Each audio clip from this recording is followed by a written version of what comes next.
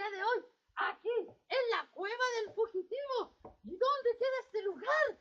¿Dónde queda? En la reserva natural, en el parque ecológico de acá del agua potable en Coñaripe.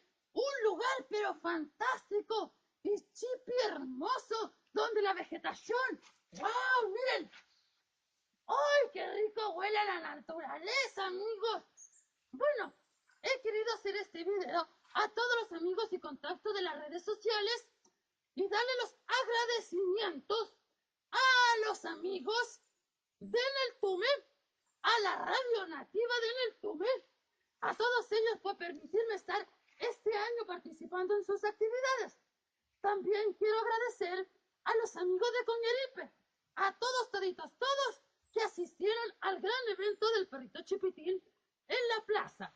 También quiero agradecer a la Radio Nueva Comuna de Coñaripe, a la Junta de Vecinos de Coñaripe, también a los amigos de Colmenares Coyancura que permitieron que yo estuviera realizando mi show acá en esta localidad. Así que les quiero agradecer a todos, toditos, todos ellos.